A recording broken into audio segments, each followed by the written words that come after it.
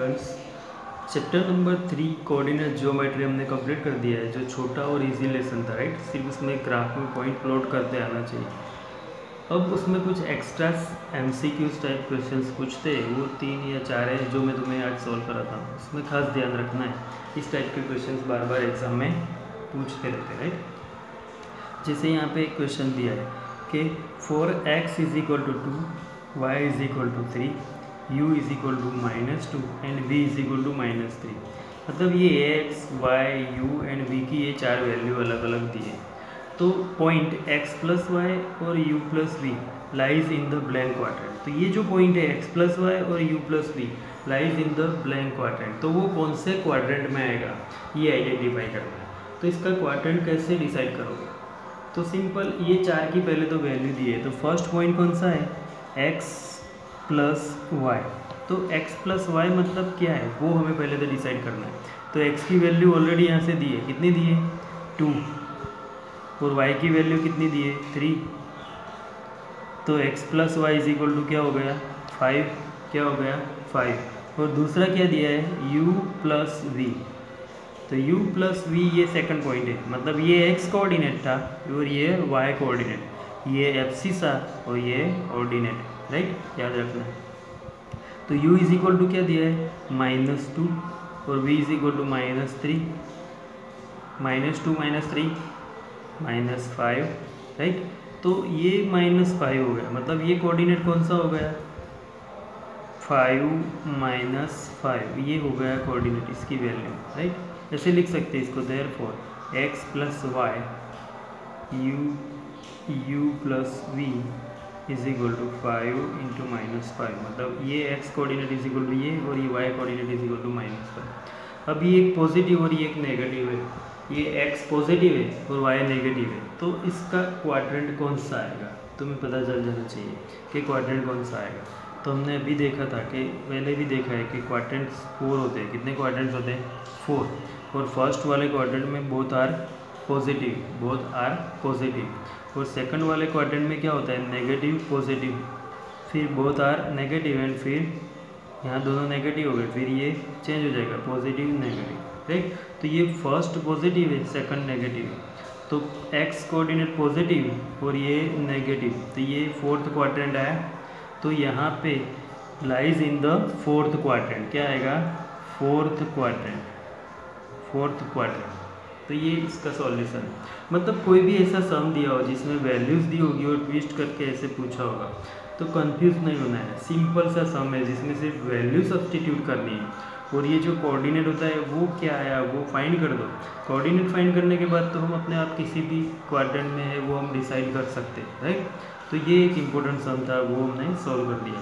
याद रखना, ऐसे कोई भी value x plus y u plus v की जगह पे नंबर चेंज करके कुछ भी वैल्यू, कोई भी नाम दे सकते हैं।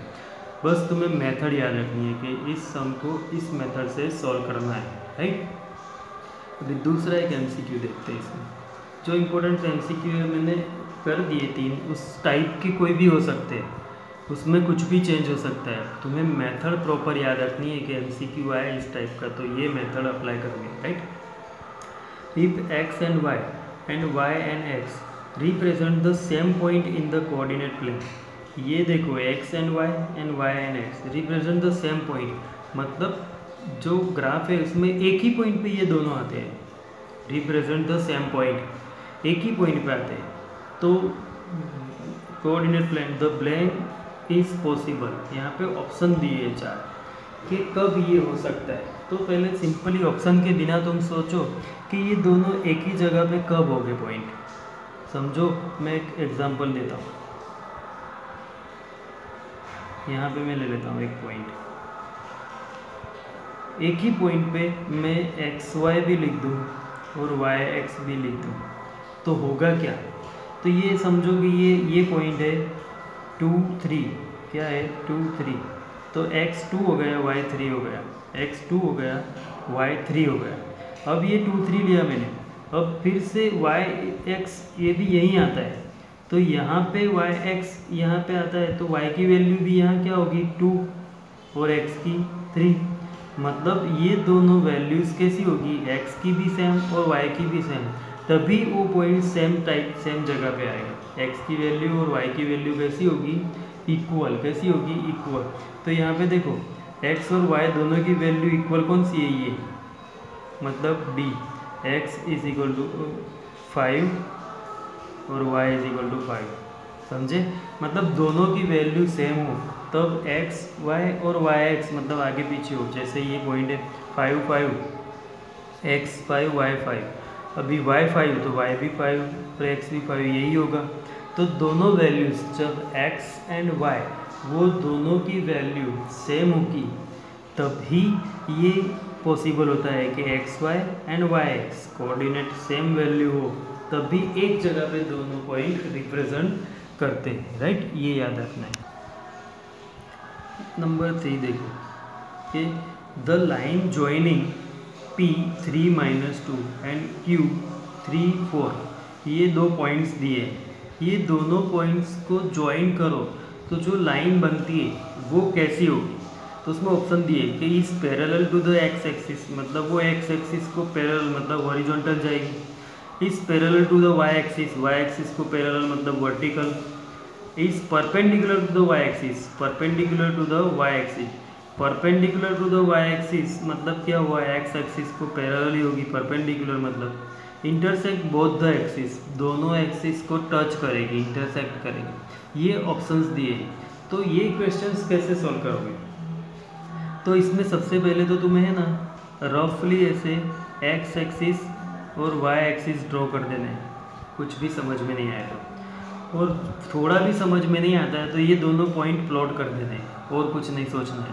तो P3-2, 3-2 ये 3 पॉजिटिव है एक्स एक्सिस पे और -2 वाई एक्सिस पे नेगेटिव। तो पॉजिटिव एंड नेगेटिव वो कहाँ आता है, फोर्थ क्वाड्रेंट में। तो समझो कि P यहाँ आएगा, राइट, P फोर्थ क्वाड्रेंट में आएगा, 3-2, राइट, यहाँ 3 और यहाँ -2 ऐसे हमने अप्रॉक्स रख दिया ऐसे। तुम्हें भी 1 2 3 -1 2 3 ऐसे लिख के कर देना है। फिर Q3-4 मतलब वो ये यहाँ पे P तो 3 था वो हमने ऐसे लिया, यहाँ पे भी 3 4 है तो ऊपर 4 तक जाएगा यहाँ, तो यहाँ Q आएगा, राइट। अब देखो ये लाइंस दोनों को ज्वाइन करो तो कैसी बनेगी।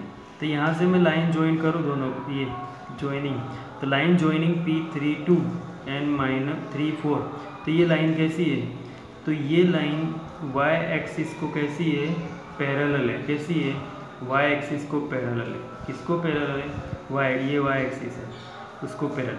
x एक्सिस को परपेंडिकुलर भी है, x एक्सिस को परपेंडिकुलर है, पर x एक्सिस को परपेंडिकुलर है ऐसा कोई ऑप्शन दिया नहीं है ABCD में से, राइट। तो हमें ये पैरेलल जो y एक्सिस को है वही ऑप्शन लेना है। तो इसमें आंसर कौन सा आएगा, is parallel to y axis, is parallel to y axis.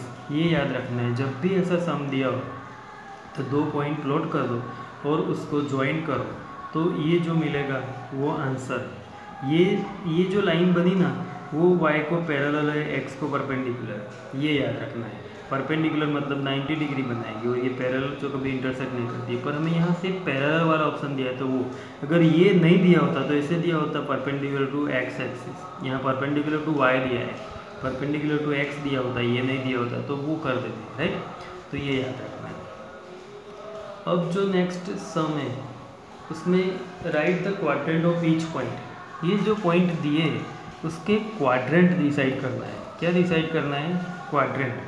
तो क्वाड्रेंट डिसाइड करना है तो कैसे करेंगे क्वाड्रेंट, तो पहले तो हमें रफ स्केच उसका पता होना चाहिए कि क्वाड्रेंट कितने होते हैं, 4 क्वाड्रेंट।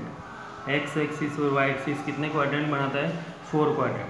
4 क्वाड्रेंट जो होते हैं उसमें फर्स्ट वाले क्वाड्रेंट में both coordinate are positive, second वाले क्वाड्रेंट में क्या होता है, negative positive, x negative y positive, third quadrant both negative and उसके बाद पॉजिटिव नेगेटिव। याद रहेगा, ये याद हो जाए तो यहाँ से क्वाड्रेंट के लिए तुम्हें आगे कोई एक्स्ट्रा वर्क नहीं करना पड़ेगा, डायरेक्ट आंसर मिल जाएगा।